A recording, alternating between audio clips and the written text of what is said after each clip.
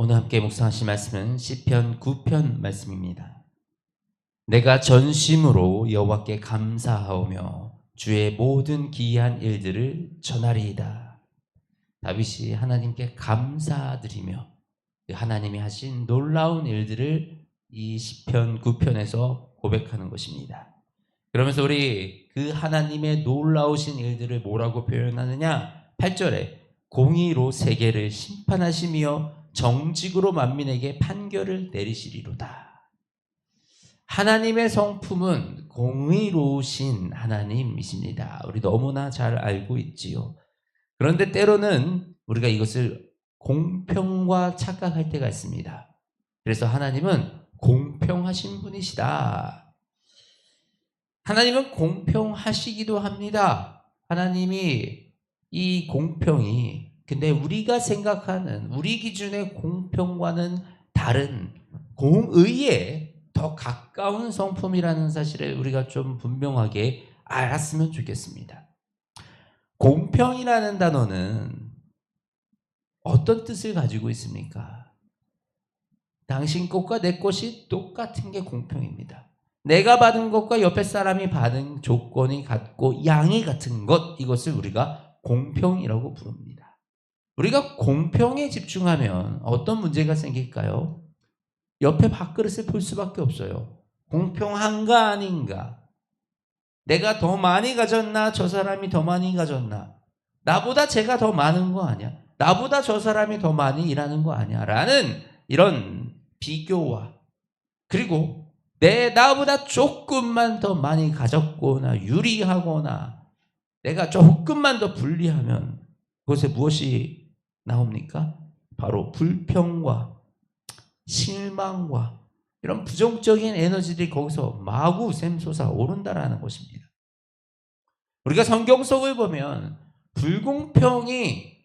불공평하다 느낀 사람들이 무엇을 합니까? 죄를 저지르게 됩니다. 우리 가인과 아벨에서 아벨의 제사만 받으시는 그 하나님의 모습을 보고 가인은 뭐라고 생각합니까? 불공평하다. 이건 불공평하다. 억울하다. 그래서 어떻게 됩니까? 동생 아벨을 죽이고 맙니다. 우리 야곱과 에서의 이들의 인생을 보세요. 아버지가 장자 에서에게 축복을 주려고 하니 동생은 야곱은 뭐라고 생각합니까? 불공평하다. 나는 그냥 늦게 태어났을 뿐인데 불공평하다. 또 반대로 생각해 보면요. 하나님은 야곱이 태 속에 있을 때, 뱃속에 있을 때부터 야곱을 택하여 내가 정한 자라 그러셨어요. 에서 입장에서는 불공평하다. 왜? 태어나기도 전에. 하나님은 내가 장자인데 왜 야곱에게 불공평하지 않습니까? 또 우리 요셉이 어땠습니까? 아버지의 사랑을 독차지하니 형제들이 뭐라고 생각합니까? 불공평하다. 그래서 어떻게 해요? 또 동생을 죽입니다. 우리가 이 성경 속에서 미움이 싹트고 문제가 야기되고 거기에 막 그 살인의 죄까지 저지르는 그 안에 가지고 있는 그 심리 중에 하나가 불공평하다예요. 불공평하다.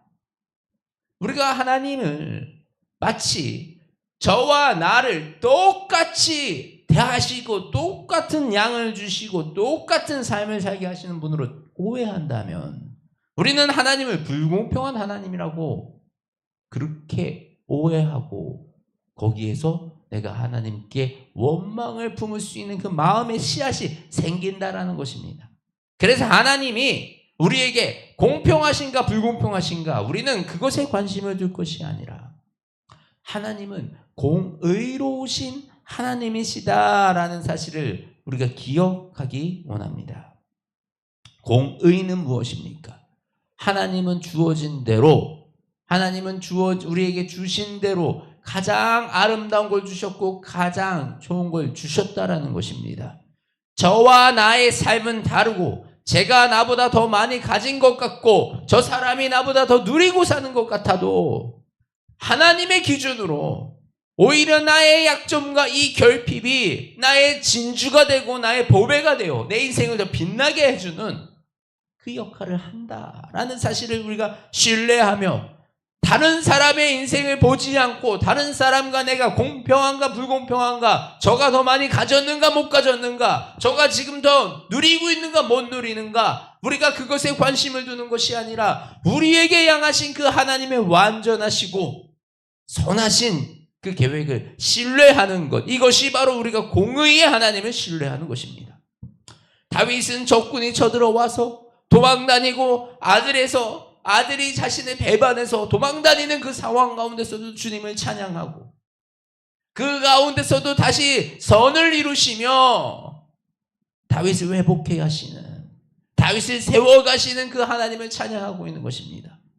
만일에 다윗이 사울 왕에게 쫓겨서 도망다닐 때 하나님, 왜 이렇게 이 세상이 불공평합니까? 라고 원망하며 나는 왜 이렇게 도망다녀야 합니까? 라고 한탄하며 자신을 저주했다면, 그곳에서 주저앉았다면 그 왕위에 오를 수가 없었습니다. 만일에 다윗이 이 자신의 아들에게 도망가서 그곳에서 인생을 포기했더라면 더 이상 하나님의 그 놀라운 역사들을 이어갈 수 없었을 것입니다. 그러나 포기하지 않았습니다. 실망하지 않았습니다. 다윗은 어떤 상황 가운데도 찬양했고 고백했고 하나님을 부르짖었습니다. 왜요? 다윗은 공의로운 하나님을 알았기 때문입니다. 여러분, 우리 하나님은 공의로우신 분이십니다. 하나님의 뜻에는 절대 헛된 것이 없습니다. 여러분과 나의 삶 가운데 우리가 부족하고 연약하고 내가 자랐던 환경이 안 좋고 어린 시절에 아픔이 있고 또 지금 내가 다른 사람보다 못 누리는 것 같아도 바로 그곳이 하나님이 계획하신 곳이고 그곳이 하나님이 나를 보내신 곳이라면 반드시 그곳을 통해서 이루어내실 하나님의 계획들이 있고 그 계획은 크고 놀랍고 아름다운 계획이며 반드시 우리 인생 가운데 우리를 찬란하게 빛나는 하나님의 자녀로서 그 존귀하고 고귀한 자리에 올려놓으시겠다는 그 하나님의 계획이 내 삶 가운데 있다라는 사실을 우리가 기억하기 원합니다. 그것은 단순히 이 세상적인 눈으로 바라볼 수 있는 것이 아니라 하나님의 나라에서 우리가 얼마나 쓰임받은 존재인지, 얼마나 하나님이 우리를 아끼시고 하나님이 나를 지금도 내 아들이라 일컬으시며 이 세상을 지으신 분이 나를 아들로 삼아주시며 존귀하다, 너는 귀하다 라고 말씀하고 계신다라는 것입니다. 저와 여러분이 이 공의로운 하나님의 음성을 바라보기 원합니다. 그리고 이 공의로운 하나님을 경험하고 그 하나님을 신뢰하시며 내 지금 상황에 불평 불만을 갖는 것이 아니라 공의로운 하나님이 반드시 악인들을 멸하시며 하나님을 사랑하며 나아가는, 주를 의지하여 나아가는 나를 구원하시며 하나님의 보좌 옆에 두실 것을 기대하고 신뢰하며 우리 인생 살아가는 저와 여러분의 인생이 되시기를 소망합니다. 하나님 아버지 감사합니다.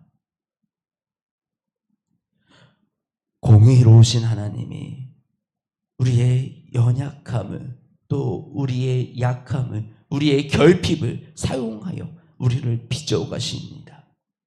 아버지, 지난 아픔이 우리가 지나온 길 속에 있었던 상처가 하나님 내 인생 가운데 진주가 되어 점차 빛나고 있는 것을 발견합니다.